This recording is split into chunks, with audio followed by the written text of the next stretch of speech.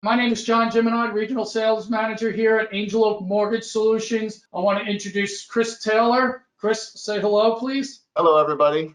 Been with Angel Oak for 6 years and looking forward to being on the webinar. Yeah, thank you, Chris. And then we also have our other subject matter expert, Kevin Ward. Kevin Ward, please say hello. Hey guys, Kevin Ward, obviously. You've been here just under a couple of years now and looking forward to working with you some more. Great, great. So guys, everything we're going to show you today is available to you on our website. We're not going to do a PowerPoint here. We're just going to get into our bank statement program. But before we do a bank statement program, we are going to do a poll. And for those of you who've been on our previous webinars, it's really, hopefully,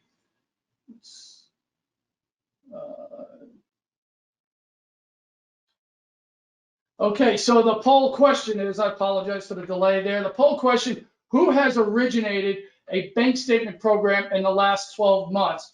So while the poll is going on, pretty good interaction here. I wanted to share a statistic from 2020. New business applications grew by 24% over 2019. That's the largest increase in new business applications in over 10 years. Well, I just saw this morning, 2021 new business applications increased over 2020 by 22.7%. So those are new business applications. And if you really look at it, the people who apply for new business applications in January, February, March, and even April of 2020 are now eligible for our bank statement program. This is the fastest growing segment of the giga economy. I mean, this is all giga economy people. So this program is really important for you guys to get to learn. So 77% have not originated a bank statement program in the last 12 months. The opportunity is huge here. So let's get started. Chris, take us through the highlights of our bank statement program, please. Great. So the first thing you got to keep in mind with a bank statement program, it's for borrowers who have been self-employed for 2 years. I will say that whenever I get a scenario request, the first thing someone usually asks me is, can I see your guidelines?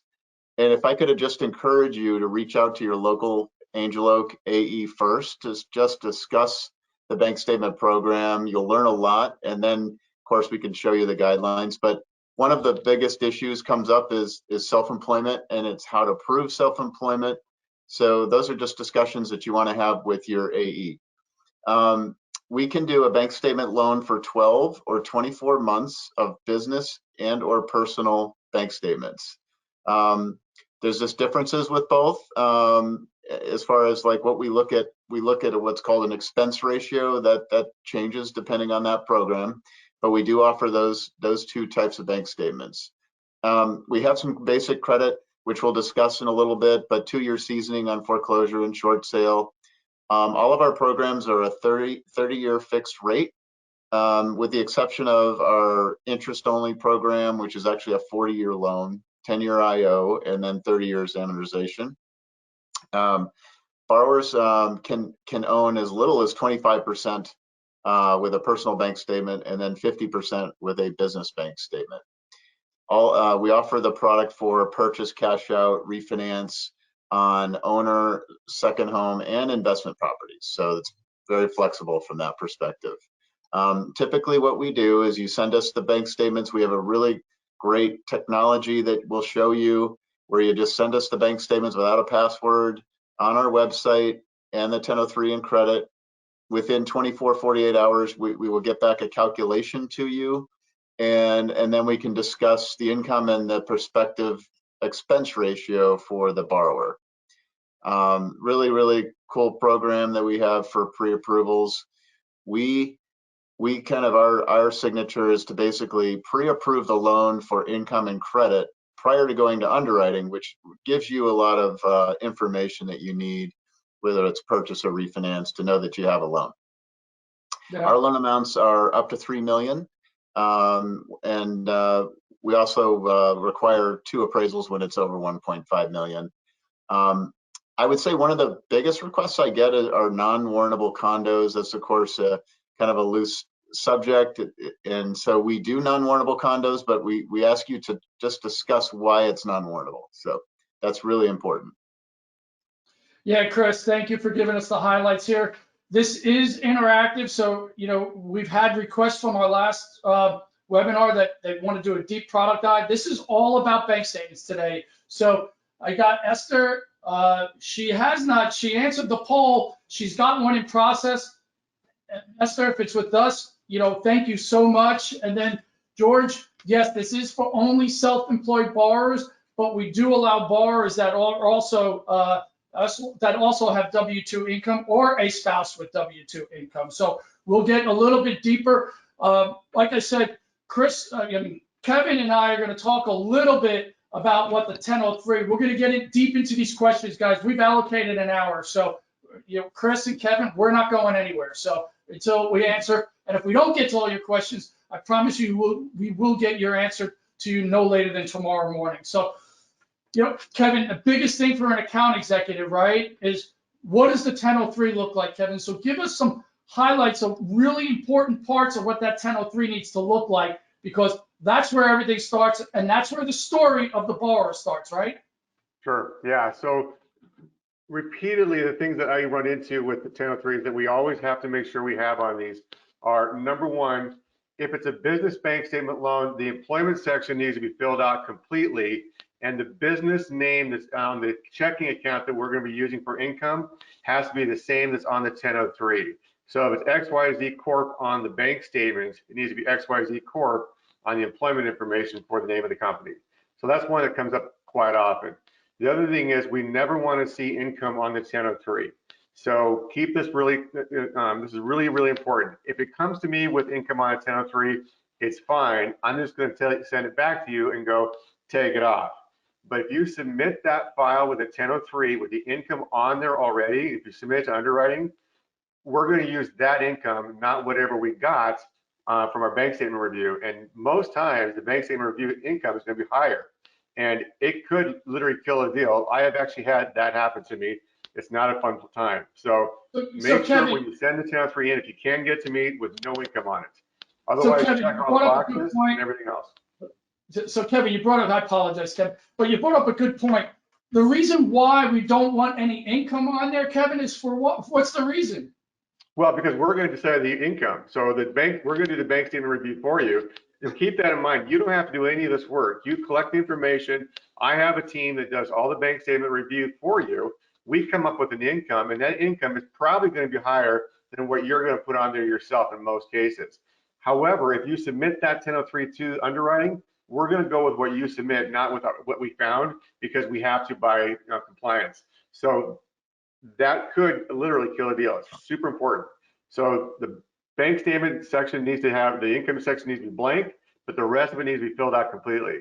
The other thing we always want to have, just like any full doc loan, our asset information, REO information, and debt information. We want to, it's just like any other file.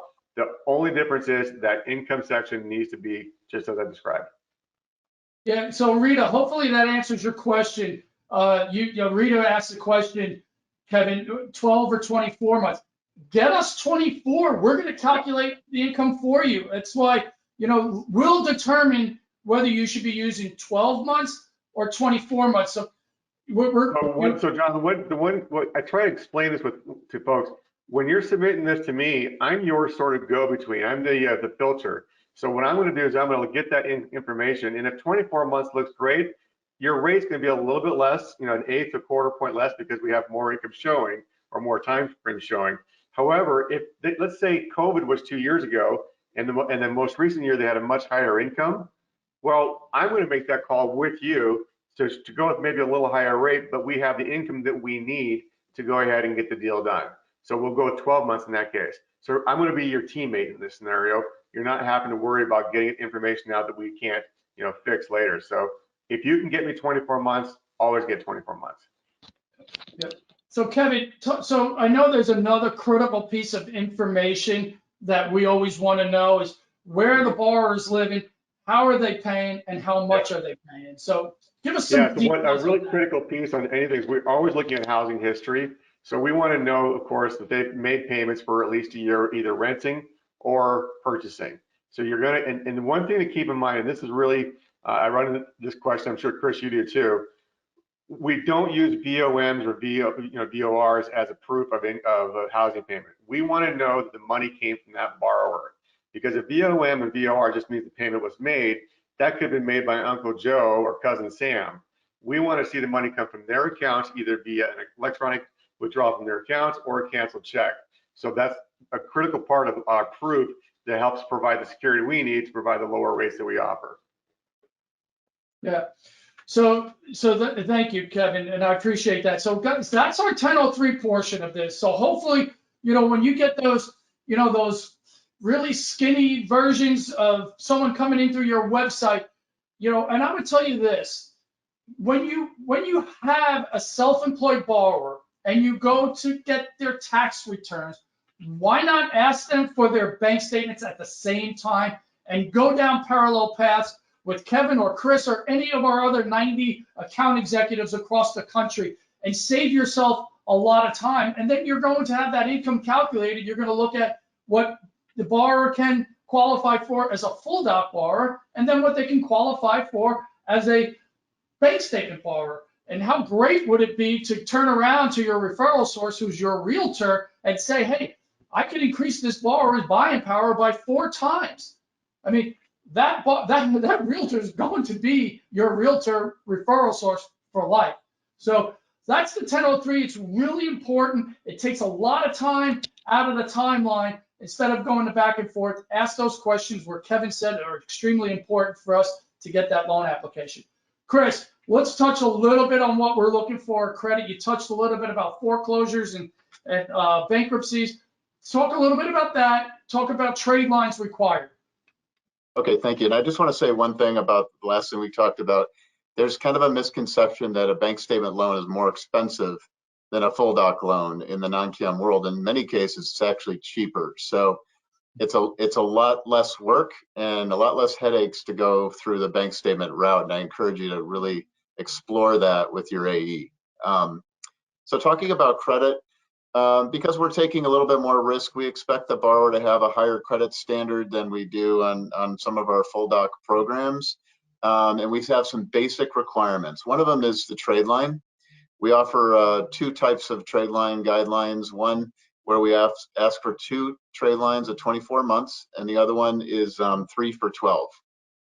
Again, we are really looking at housing history. It's very important that we have housing history. So we do allow for 1 times 30 in 12 months, but we expect the borrower to be paying all of their mortgages on time. We don't allow, of course, rent-free. And like what Kevin was saying, we do have an option for a VOR, but we rarely allow that. It would be really for I guess, a very well-known management company that's recognizable. And that really is a cap of it at 80 LTV with a 700 FICO. 700 FICO is, again, kind of the benchmark to get to 90% to get the highest LTV. We also look at consumer lates. We don't allow any 60-day lates in the last 12 months. We look at recent collection accounts. We don't like a lot of recent collection accounts as well. And again, like housing history, I know in the last 2 years, forbearances have been a big topic. And there's a lot of guidelines around forbearances. We do allow a prior forbearance. We ask that really there's not more than 6 late payments on a forbearance, and we can make exceptions in some cases that they've made at least 3 consecutive mortgage payments. But the further we get away from the COVID forbearances, seems to me that we're seeing a lot less of those, but they are prevalent. The one thing I really encourage you to do when you're looking at your credit report and you see the payment history from a mortgage, you'll see, current C's, and then you'll see some X's. A lot of times the credit report is tricky. So they don't always report accurate information, but you really want to look for that forbearance so we can look at it together when we're pre-qualifying the loan. As far as credit, we have a 2-year seasoning on bankruptcies and foreclosures. If there was a Chapter 13, we do allow those more recently, as long as they were paid as agreed and discharged. Yeah, so Chris, thank you. Like I said, everyone, what Chris and Kevin have gone over, the great thing about having, it's so critical to have a great AE, because 30% of the loans we close don't meet our guidelines. So what you're seeing up here are guidelines, high level outline of our rate sheets and matrices. So it's working with the Kevins and the Chris's of the world that know and have the experience and know the appetite that Angel Oak wants for loans. So that's, we covered 1003, we covered credit, a lot of great questions coming in here. So let's dive into the questions. Chris, while you talked a little bit about loan amounts, can you give us a little bit of breakdown? What 3 million, minimum of 150, kind of talk a little bit about what the LTV or the score requirements are. And I know it's always changing, Chris, so feel free to look, at your matrix. Well, keep in mind 90, of course, 700 FICO to 90, and I believe that's to 2 million.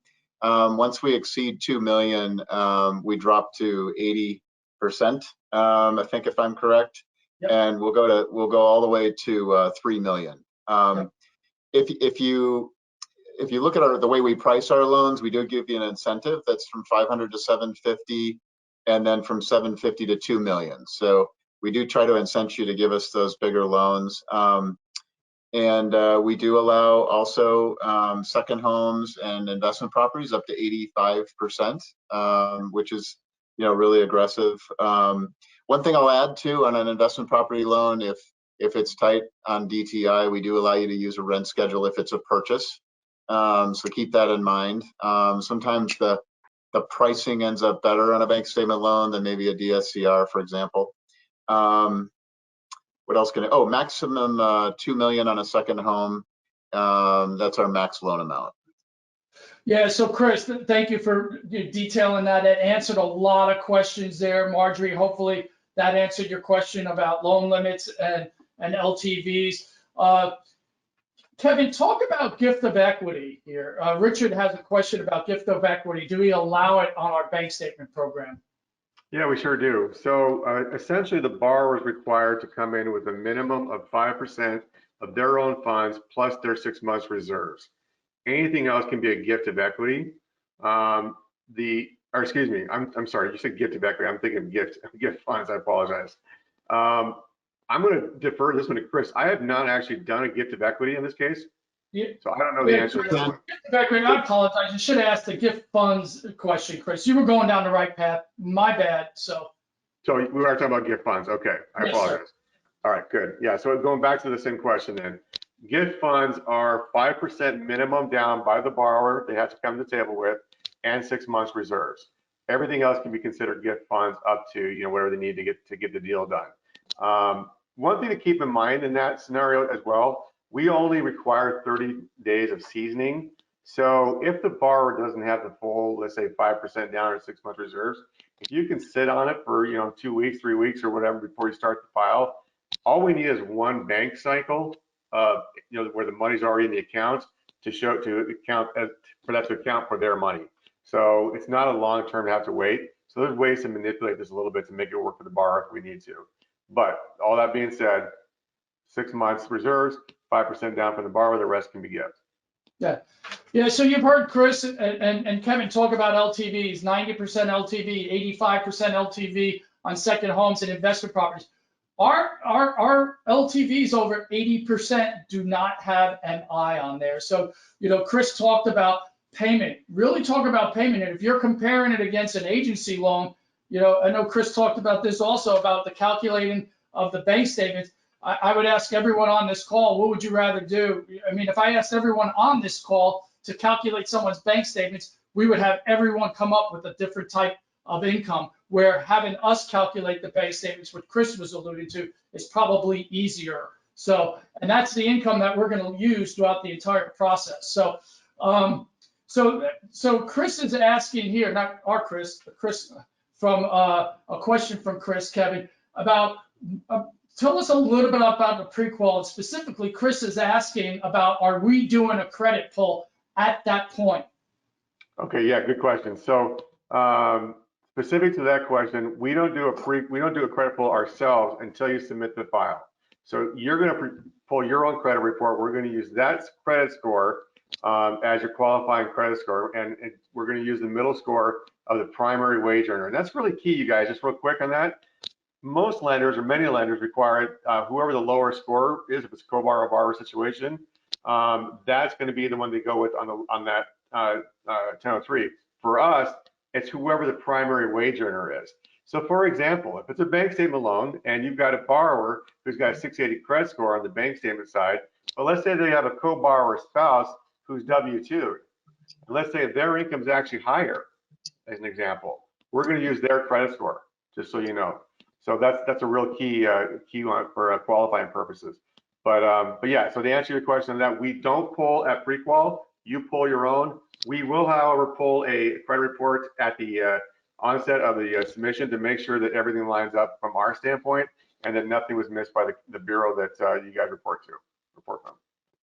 Yeah, so Kevin, that's key, you know, so basically Chris and Kevin and any other AE here at Angel Oak is pre-underwriting, for lack of a better word, pre-underwriting your file. They're looking at that important 1003. They're looking at that credit report, and we have that team that's going to calculate your income via those bank statements. So when Chris or Kevin or anyone else publishes a pre-qual, that's their name, that's our brand on that pre-qual. So a couple other questions, Chris, here from Linda. What's the DTI allowed on our bank statement program?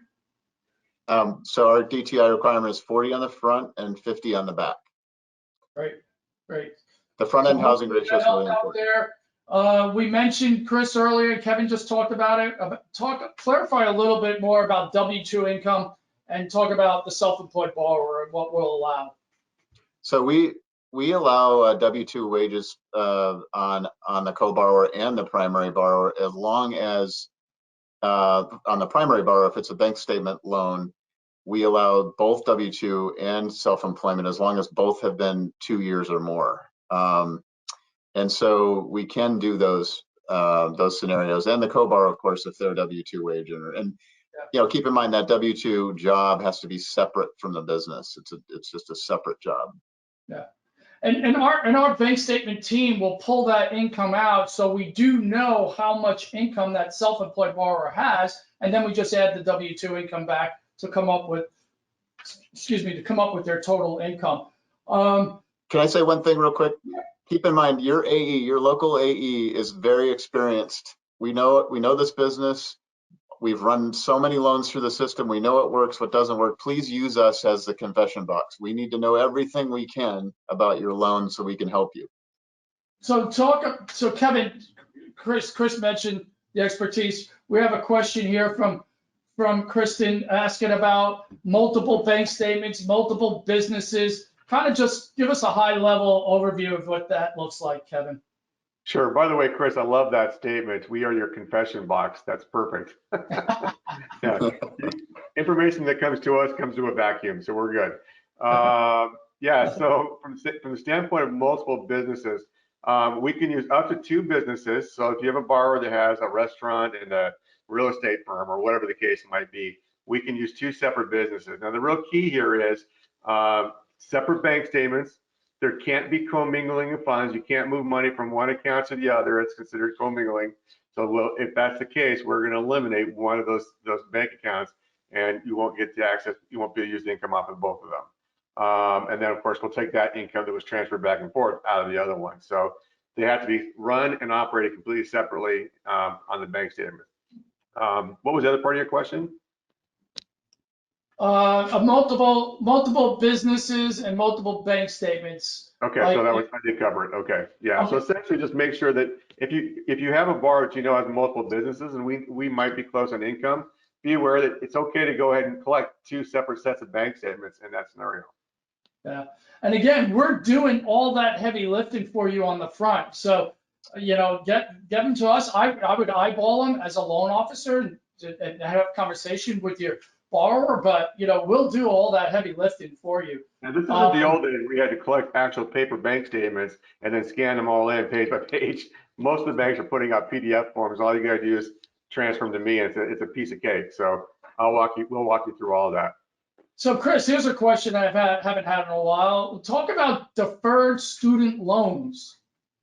We're diving deep here, which I love it. We love Yeah, those. well, I think our latest policy is we're just taking 0.5 of a percent as the payment, right? Yeah, if there is no payment, we are taking 0.5. I think it's 0.5, and if there's if there is a payment, it's 1%, and if they're deferred greater than 12 months, right? And things are changing all the time, but I think if it's greater than 12 months, we don't. If they're deferred greater than 12 months, we won't count that payment against them. Right. So, yeah.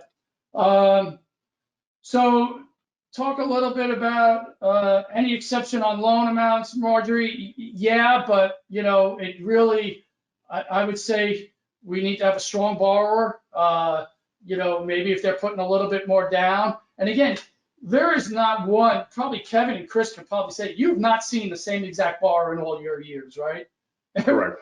Yeah, every story is different. So Marjorie, I would say, we have a shot at that. Just get as much information. What we like when we are doing loan amount exceptions, we like a little bit lower LTV, we like a little bit more in assets, and we like a little bit more time in that same line of work. So, put your old thinking caps on, think about compensating factors when it comes to getting exceptions. John, can I jump in there real quick on that? One of the benefits we have here at Angel Oak, and I think is really helpful to you guys as loan officers, is we have access to essentially a risk desk. And you're able to submit to me a scenario, and if I can't answer the question for you directly, you can maybe submit to me a credit bureau, or you can submit to me information about this borrower, and it can be very general, and give me a scenario what you're looking for. If I can't give you a straight up hard answer right up front, usually within 24 hours, and most of the time under 12, I can get you an answer from our risk desk that either A, yes, we can do it, or no, we can't, and B, if we can do it, what's the path we need to take so that you can present your initial pre-qual to me the right way. So you're not wasting a bunch of your time, a bunch of your borrower's time. We can get you answers up front. So we have this team of people that's what they do. They're senior underwriters. They've been around forever, and they allow us to ask these questions before ever even submitting a pre-qual. Yeah. Talk about Chris, talk about 1099. Thank you, Kevin. Talk about 1099, Chris. So we do allow the 1099 option, and really that's really when the bank statement option is not working out. A perfect example would be a borrower has multiple NSFs on their bank statement, and that doesn't allow them to qualify. So if they have a 1099 relationship, we will use that 1099. We allow one, and it has to be made out to the individual, not the business. And we look at it just like a bank statement loan. We give it the same expense ratio requirement, and it allows you to not have to use all of the bank statements previously. We do in the current year require one of two things: either a year-to-date pay stub or the bank statements, starting from January of the current year to qualify. Yeah, and again, it works just like they have to have 2 years self-employed. So, Kevin, talk about interest only and how it works, and really just elaborate how these self-employed borrowers love it. Yeah, so we actually sell a ton of these. I don't know what the percentage is, but it's not small. The interest-only product essentially allows a borrower to extend the loan out for 40 years. Your amortization schedule is 30 years, but you get 10 years on the front end of that 40-year period of interest-only payments. And if you're talking about a borrower who's looking at maybe they've got business expenses coming up, or they want to do expansion or whatever the case might be, and they want to buy a $500,000 house or $1 million house or whatever, loan payment can be a big deal to them as far as cash flow goes. And the cost of doing that is only a quarter point in rate. And so it's not a major hit as far as the rate goes. And from the borrower standpoint, it provides them a lot of flexibility. There's no prepayment penalty if you start paying principal early. So if they decide they want to pay it, start making principal payments at 5 years, they can do that. There's no hit there. But it just gives them 10 years of flexibility to decide what they want to do with their house payment while they're moving forward, especially if they're making a bigger purchase. Yeah. So everyone, this is being recorded. I know some people said they might have missed something. They were writing stuff down. We are going to get this recording out to you by the end of day tomorrow. And if we miss a question or two during here, we will have your local account executive or your account executive here at Angel Oak get in touch with you and get that question answered. So appreciate it. Couple other questions here. Chris, talk about large, out of the ordinary deposits. Deposits that might not work. You touched a little bit on we touched a little bit on commingling earlier. So talk about maybe large, out of the ordinary deposits. Sure, and in general, what we're looking for in a bank statement loan is a pattern, something that is reliable. If the borrower deposits $100,000 a month or $1 million a month, if it's a pattern, we're gonna accept most of that. It's when it's not a pattern, when it's unusual, is when we flag a deposit. Perfect example: borrower, let's say, deposits $10,000 a month, and all of a sudden there's a $150,000 deposit. We want to know a lot about that, but typically what we'll do is give you the average. We'll give you a little bit of that deposit if it's extremely large. I've had some cases where maybe there's a quarterly deposit.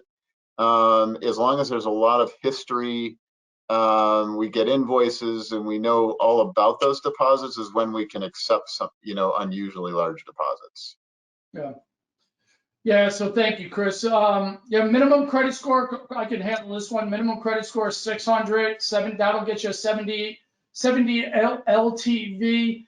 We went over these early. 640 will get you an 80% LTV, 660 will get you an 85, and 700 will get you a 90% LTV. Sabrina, hopefully that helps you out.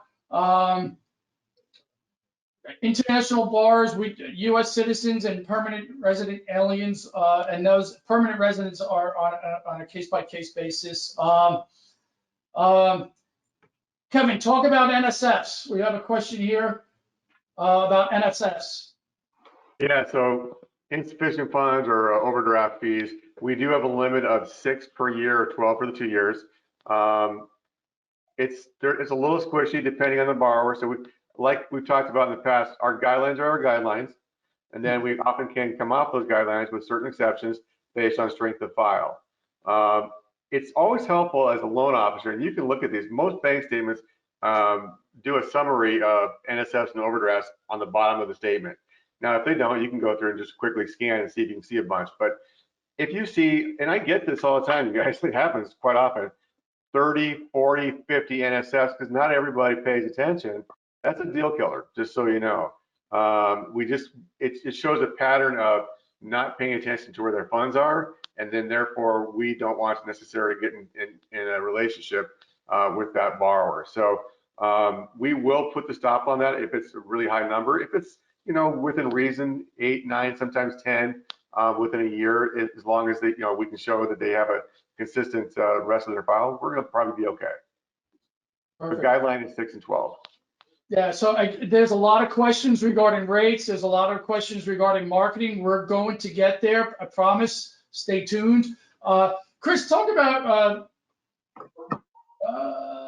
Jennifer has a question regarding someone who has a cleaning service, but all those deposits are coming into her personal bank account. Talk about the personal bank statements for just a minute, Chris. Please. So there are borrowers who, like a cleaning service, a handy person, and so forth, who really operate as just a sole proprietor. Possibly they haven't set up a business, let's say. Borrowers like that get a bit challenging. It's that borrower who has actually established themselves with a trade name or a way to prove self-employment. I think that's where the first problem is with a loan in the bank statement world, is proving self-employment. Some people have just literally started themselves up and they really never organized their business. So we will accept the deposits, especially if they're consistent. But where a loan like that can be challenging is proving the self-employment. Sometimes we don't just allow a CPA to verify that alone. We always want to find an independent way to verify that they're in business, like through their website or licensing, like local licensing for what they do is really important. Yeah. Yeah, great. Couple other questions here. Chris, talk about the delayed financing, which is probably, I mean, not Chris, Kevin, sorry about that. Kevin, talk about delayed financing within this hot uh, housing market. We're doing way more of those now than ever before. Yeah, so delayed financing is really an interesting product. If you have a borrower who has cash, and if they're a business owner and they have, cash reserves sitting around, they can go buy that property, not wait for an approval, not go through underwriting, and be a stronger bidder on a house that may have multiple bids on it because they're coming in with cash. And the benefit of delayed financing is we can then turn right around within days or weeks right after that and get most, if not all, that money they put down on that house to buy the house back from them, based on the qualifications. So let's say, for instance, it's a $500,000 house and they put $100,000 down, right? They wanted to put 20% down. Well, a delayed finance will allow them to get that other 80% back in the form of a purchase money after the deal closes. It looks like a refinance, but it's priced as a straight up purchase, so you get the best pricing on it, and they get their money back in shortly thereafter. You can even run the process, the underwriting process, concurrently while you're waiting to close on that first purchase, so that when we close, it could be days or even short weeks after. Yeah, Kevin, great answer. Thank you so much. Chris, talk about escrows. We had someone asking if they can self-escrow. We do allow you to waive the escrows. It's an eighth cost to the rate. I believe it's 80% loan to value is the max that we will allow that. So, and I think it goes to show that with the rapid rising in rates and the payments increasing, that we do have other options: interest only, waiving escrows, a way to get that payment down that becomes a little bit more affordable for the borrower. Yeah, great point, Chris. Great point. And then Mike asked, and I can answer this, Mike. Mike, if a borrower had what's it, the PPP money payout, we would back that out of their bank statement. So if that's, we wouldn't be allowed to count that as income.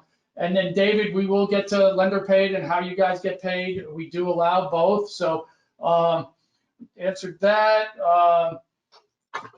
Questions? All right. You guys talk amongst yourself as I'm looking. Anything else to add? I know we've covered a lot. Oh, Chris, just wanted you to ask this question, Chris. When can you use 100% of the personal bank statements? Oh, that's a great one. So if the borrower, runs most of their money, let's say through their personal, runs money through their personal, and they own a business bank statement, we need 3 statements from the business, and we can give you 100% of your deposits. That's huge. That's really big. Kevin, talk a little bit about the expense factor on the business bank statements, please, and how low we do allow. And yeah, so just keep in mind that probably 80%, maybe 90% of the loans that we do, we're going to apply a straightforward 50% expense factor against the statement. So let's just say they have I'm just going to use a number of $100,000 a month. Sounds like a lot, but you'd be surprised. We're going to give them $50,000 of that as their income, as long as they're 100% owner of that company. Now, in that scenario, that's the upfront pricing we're going to get. If the borrower's buying a house that's really expensive and maybe they have a bunch of debts and their DTI doesn't meet the 40/50 that we require, we can, before we submit the file, get a CPA letter or a third-party accountant letter that states that their expense ratio is something less than that, if it truly is. Obviously, the CPA is not going to lie. They're not going to put their license at risk. So let's say their actual CPA, their expense ratio is 25%. That means instead of allowing 50% of the income, we're going to allow 75% of those deposits. Now, there are some caveats to all that. Number one, if they are a restaurant owner or a construction company owner or some other, maybe they're a doctor and they own a medical practice, we're going to apply a higher expense ratio to those, and we're not going to be able to come off of that because the expenses on business like that are really high, and so we're probably going to apply 70% or 60%, some number higher than 50, and that's what we're going to get stuck with. But that's a pretty small percentage of our business. Most of it, I see 50, or in many cases lower than that. if we can get a CPA letter. Yeah. So just to touch on another point on that, just to kind of give you, almost not, I think it's 9% of the people that close bank statements or 1099 programs are realtors. So just remember that. And then coming in number 2, I feel like I'm doing Richard Dawson Family Feud here.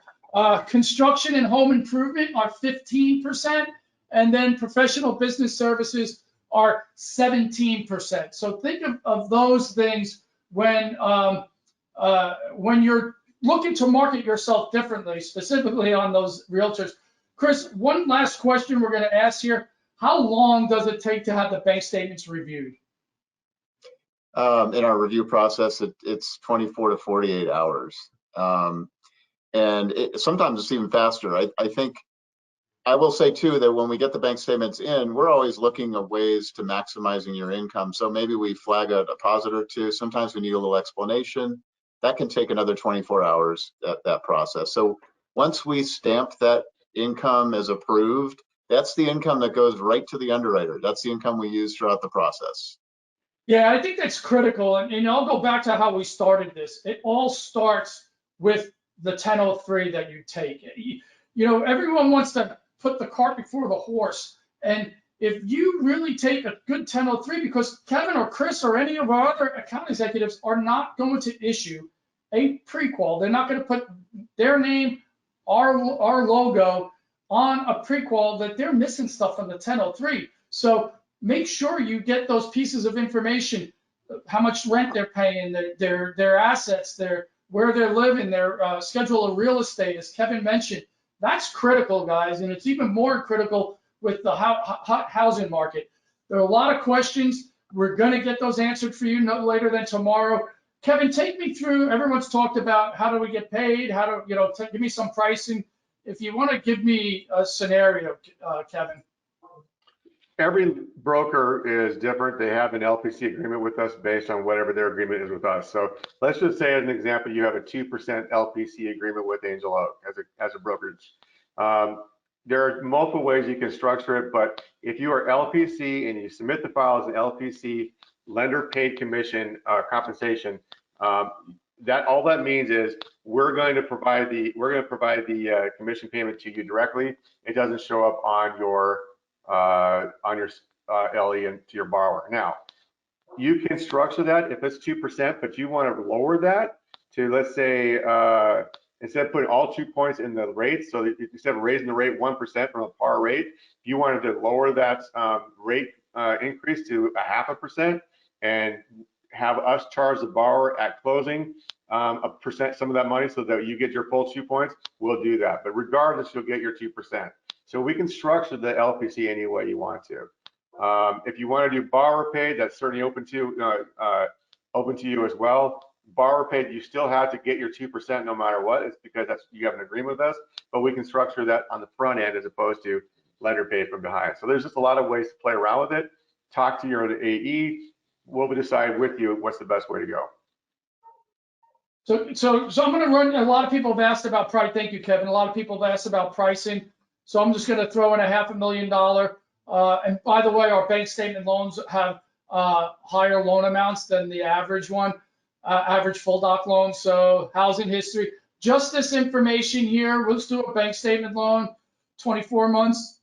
It's just, this is as easy as it gets. Lock duration 30 days. I want to make sure everybody knows this. You don't have to log in to do this. Yeah, you great. Go to angeloakms.com. You click on non-QM quick price, or it's a little at the top. You'll also see it in the middle of the page when you open the page up. And this is open to you anytime, in 24 hours a day, and it's always up to date. So when you can be sitting in front of a realtor and your client and run this scenario and have real-time information for you. Yeah. So here we're doing an 80% 760 score. 1 unit purchase, 24 months, bank statements, owner occupied, U.S. citizen, 30-day lock, no escrow waiver, and no interest only. So this is going to give you a high level view of what the rate's going to be at 6.25. Gives you kind of what your high level season and B, reserves, lock duration. Then you're just clicking on this blue box, view rates. It's going to show you what your par rate is. 6.25. This would be, it's just like your stack here. 6.125 is going to cost you a quarter. And then, you know, as Kevin mentioned, if your comp plan is 2, then your rate's going to be 7.25 here. So a couple people asked about the process. In your rate. Yeah, if you want to put all of your fee in their rate, so they don't have any closing costs from you or from us, you would raise it all the way up to 7.25. But you can pick any of those, and so whatever you pick, let's say you choose 6.625, we're going to charge them as a fee at closing, a discount for the rest of it, so that you get paid your full 2. Yeah. So and then it's just as simple as clicking on this and hitting select option. Some people ask about the process of getting a pre-qual to us. So just easy as that. And did my screen disappear? So hopefully everyone can see this. If you don't have a 3.4 file here, right, you're going to click on next. And then all the information you just clicked on our quick quote tool is going to be here. You're going to pick, sorry, I'm going to pick Chris, Kevin, just because he's higher on the list. So, and then you're just going to fill out your information. You're going to drag and drop your PDF of your 1003. You're going to drag and drop the credit report you have. If you have a 1008, fine. And then the bank statements. You're going to drag and drop your bank statements here and provide any additional information. And you're going to hit submit. That will go directly to Chris Taylor. And Chris immediately will start working on the bank statement calculation. He'll forward it to our team of individuals that are solely for the purpose of calculating that income. And then Chris will look at the 1003 and hopefully it's completed in its fullest. And then Chris is going to look at the bank statements. And anywhere from 24 to 48 hours, if everything is there, we will have a full-fledged quick qual, or what people call a pre-qual determination to you that will have income and been reviewed for credit and 1003. Guys, anything else to add regarding the pre-qual process? Nothing? Okay.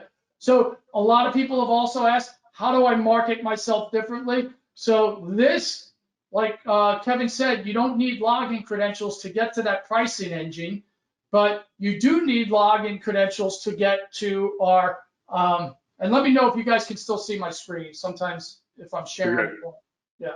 So you'll need your login credentials to get here. And you know, it'll show you our turn times. Some people asked about turn times. We're 3 days for initial underwrites, 3 days to clear conditions. So that's all that information is here. And if you go to our marketing portal, we have everything you need here to market yourself. And here's what I was saying. I've been doing about 18 of these since September of 2020. I challenge everyone on this call to really, especially now in a rising rate environment and refinances is dropping off. I think I read the other day 64%. I challenge you to really use these tools to help market yourself different and market yourself to the fastest growing segment of employment out there, and that's the giga self-employed borrowers. I've mentioned those statistics earlier. So we have all these flyers here for you. And it's just a matter of inputting your information, your logo. It takes a few minutes to upload here, but all this information is here. So Chris from CMG has been filling out. He's out there hitting the streets. So if you're in Texas and Austin, you better start filling out this flyer for you quickly. So this is it. And once you fill out your information, it fills out all information for all these flyers that we have. Why, you know, everyone just went to their CPA. Why wouldn't you everyone filed their taxes about 3 weeks ago, right? Why wouldn't you, Chris has done this again, why wouldn't you ask your CPA for people he's working with, because most of those are self-employed. He just calculated, he just did a fantastic job writing off everything on their taxes, therefore they might not qualify for the home that they want. Well, now you educate the CPA on bank statement program, and he's like, wow, you know, now my people don't have to ask me to write off less the next year because they want to buy a home. So these are great ways to market yourself differently. We have all these other programs. But today we're focusing on the bank statement program. We have social media posts.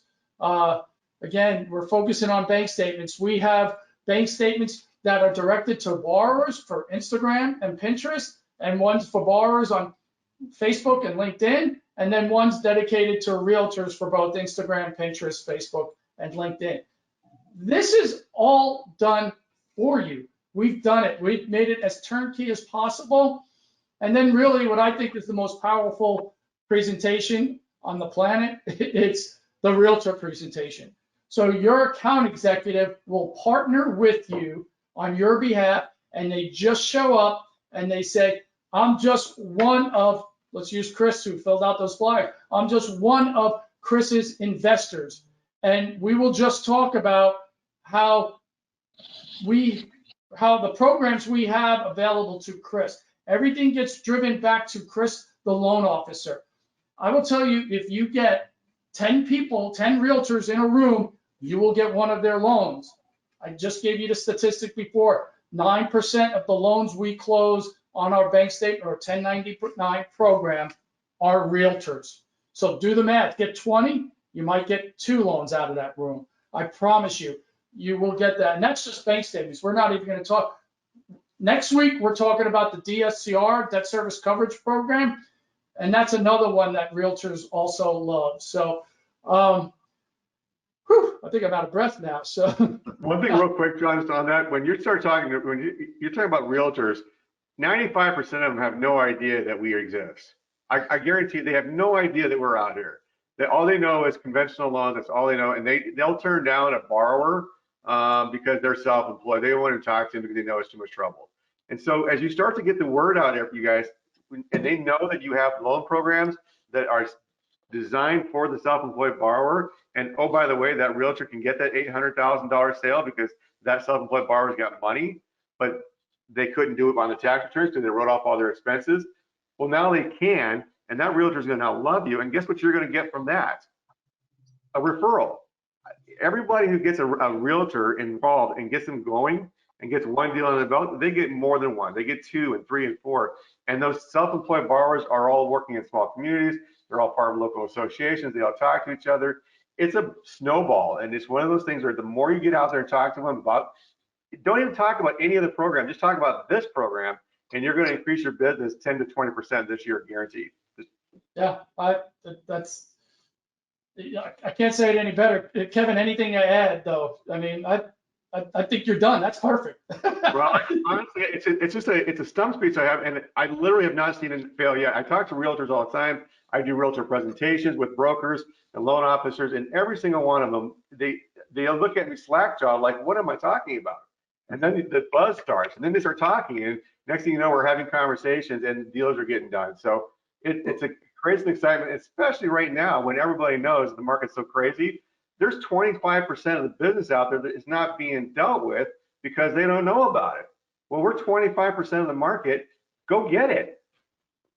Yeah, Kevin, it's really interesting when you say it like that because 77% of the people from our poll have not originated a bank statement program in the last 12 months. So you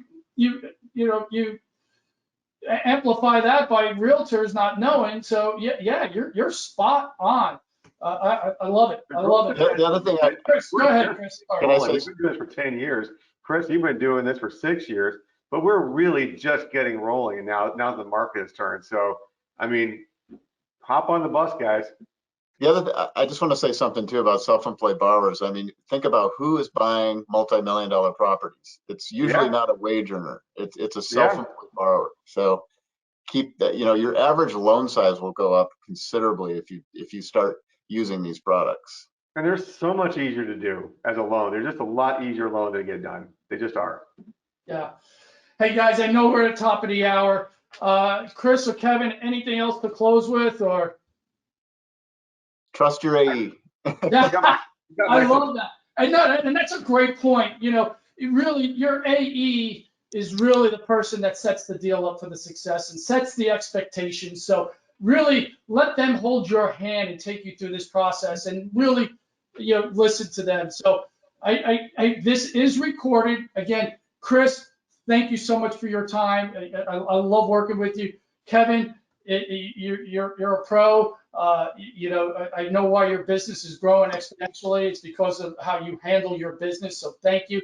And there's I know Esther, if you're still on the call, thank you for the loan that you do have in-house. So we appreciate it.